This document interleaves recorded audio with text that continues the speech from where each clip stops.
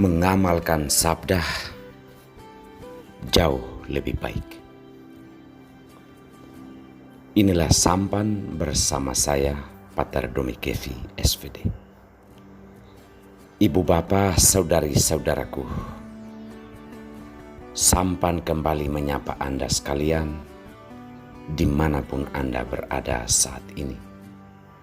Semoga sehat, dilindungi, dan diberkati Tuhan. Saudara-saudariku terkasih, kebenaran hidup seseorang tidak dapat hanya diukur dengan ketaatan terhadap setiap ketetapan atau peraturan.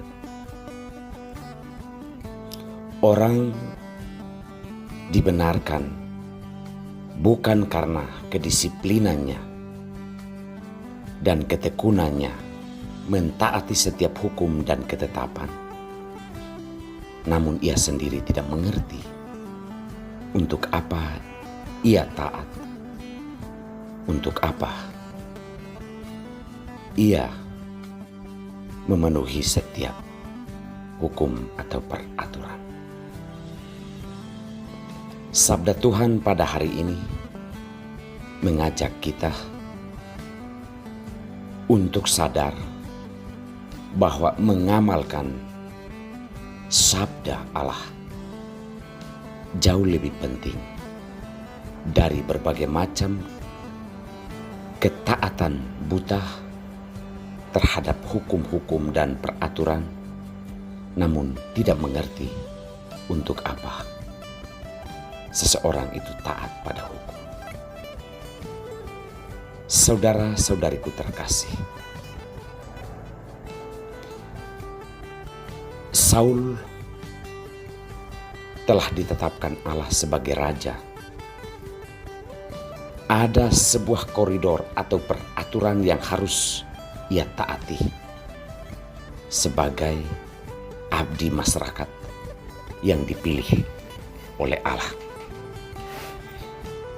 Namun dalam perjalanannya, Saul kemudian melanggar apa yang ditetapkan Allah untuk dilakukan dalam kepemimpinannya.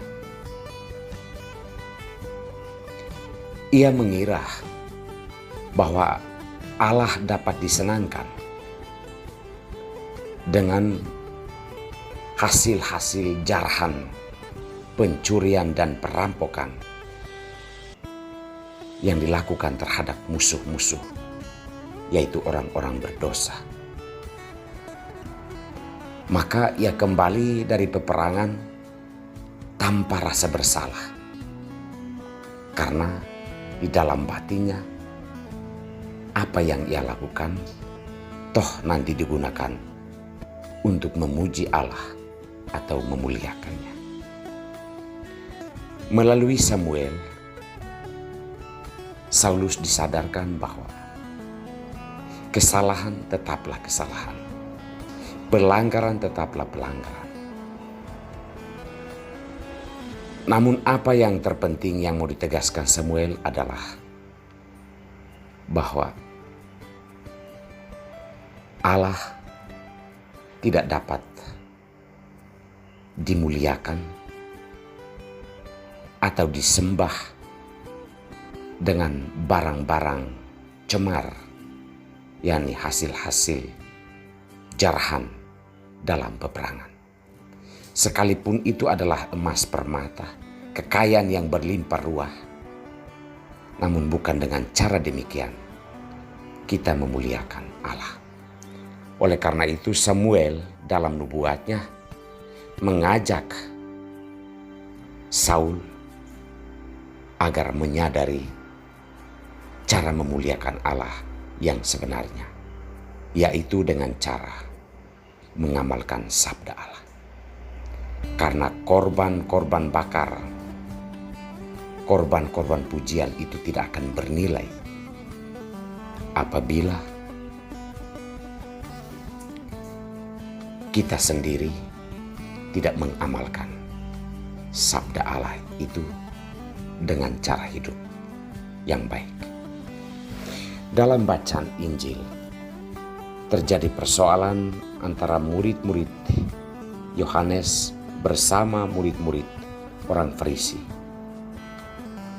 Mereka datang mempersoalkan mengapa Yesus dan murid-muridnya tidak berpuasa. Intinya adalah mereka mau menegur Yesus dan para muridnya, di mana mereka tidak mentaati hukum Taurat atau ketetapan dari bangsa Yahudi. Menjawab hal ini, Yesus mengajak mereka untuk hidup dalam suatu semangat yang baru, semangat beriman yang baru. Apa itu? Semangat beriman yang baru yang dimaksudkan Yesus adalah bahwa cara lama di mana orang selama ini mentaati hukum Taurat, mempersembahkan korban sajian, dianggap sebagai menghormati Tuhan, mereka diajak untuk sadar bahwa penghormatan kepada Allah dan ketetapan-ketetapannya adalah dengan mengamalkan sabdanya.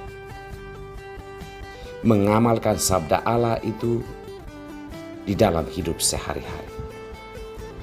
Itu jauh lebih penting ketimbang kita menghafal kitab suci, menghafal doa-doa, mengikuti setiap hukum dan ketetapan, namun tidak mengerti untuk apa kita melakukan semua itu.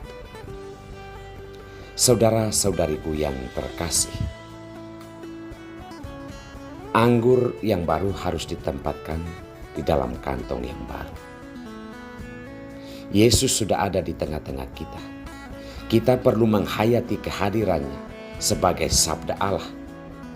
Segala tindakan kepeduliannya terhadap manusia, terhadap orang-orang berdosa, terhadap orang-orang lemah, itu seharusnya menjadi semangat hidup kita.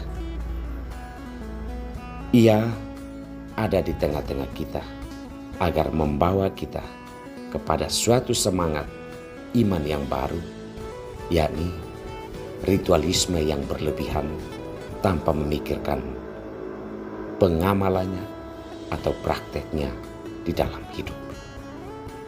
Semoga Tuhan memberikan kekuatan kepada kita dan pencerahan dengan terang Roh Kudus-Nya agar kita memahami bahwa hidup yang sebenarnya adalah mengamalkan sabda Allah